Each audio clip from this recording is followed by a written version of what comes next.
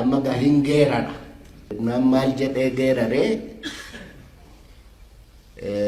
bakkattiin bakkee keessaa baqachuuf nadheen keessaa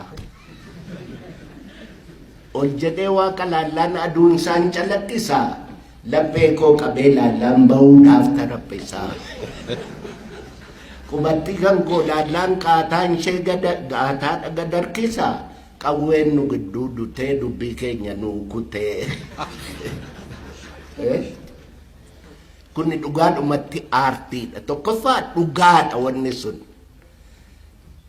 waan isatti dhaga'ames nan beekne otoo dubartii keessa ta'uu baate hin baqata. Amma baqachuuf nadheen keessaa maqaan isaas badde barabaraan. Kanaaf iyyuu nadheen achi jiraachuudha kan leenca sana ajjeese jechaadha. Dura akkas aadaa Oromoo keessaa aartiin jira. Geerarsi aartiidha. Walaloonni ijoolleen durbaa yoggaa heerumtu sokkaadhaa fi haa ta'u hawwannaadhaan haa ta'u fuudharratti wanni sirban wanni walaloodhaan dhiyeessan sun hundumtuu aartiidha. Jechaani nama ta'uun iyyuu aartiidha. Namuma ta'uun mee of ilaala mee anuma kana dalaala. Amma waan ani ofitti suutta'ee jiru kana Waaqayyotti na uumeeti. Sila hundumti keenya amma uffata ofitti baafnee qullaa deddeebne akka Waaqni nu uumetti. Na aartiin qullaa namaas namaa dhoorsaa.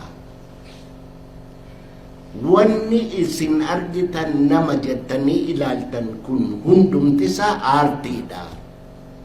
Hunduma caalaa immoo aartiini action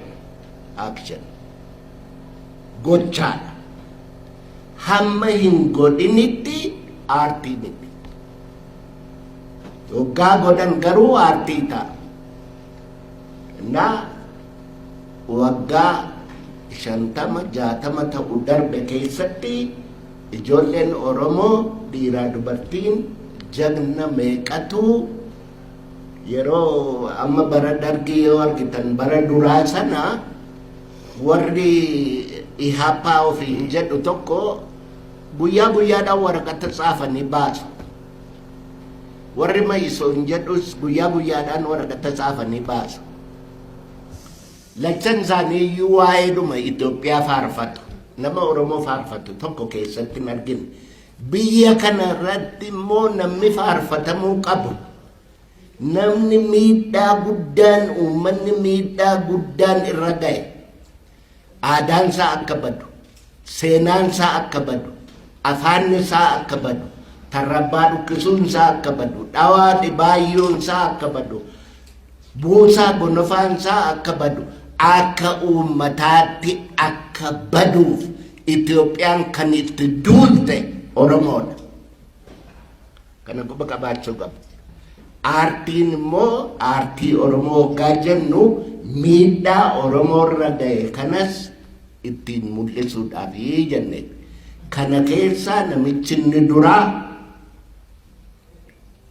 kophaasaa miti beekaa Alii Birraa waanan har'a faarfachuuf deemuu fi kophaasaan turre.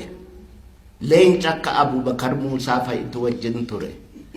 Warraan maqaa lakkaa'ee hin qaqqabne meeqatu keessa ture. Isaan duras immoo fidaluma Oromoo iyyuu warra uume keessaa warra Sheek Bakrii Saphadoo fa'itu keessa ture. Karaa Harargee kana wal'aansoon godhame xinnoo miti.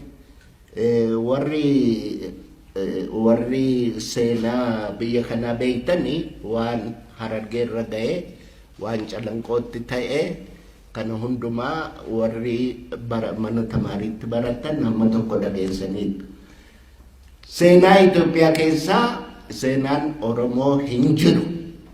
Yoo jiraates soba. Oromoonni Madagaskaarii dhufee waggaa 16ffaatti dhufee kun hundumti isaa ani waan hamma har'aatti Itoophiyaan waa'ee Oromoo katabde fidalli an hin dubbisin hin jiru.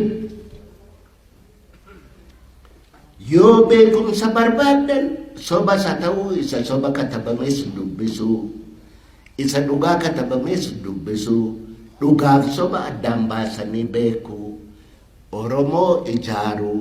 Maaliifi Oromoon nama hundaa caala jechuudhaaf otoo hin taane nama hundaa kan ittiin caalu dhugaadha qaba. Yoo hin sirbita ta'es dhugaa kana wajjin dhaabbadhu. Yoo hin barsiifta ta'es dhugaa kana wajjin dhaabbadhu. Yoo hin sagadda ta'es dhugaa kana wajjin dhaabbadhu. Yoo hin nagadda ta'es ilaan dhaabbattu maalan sii godha.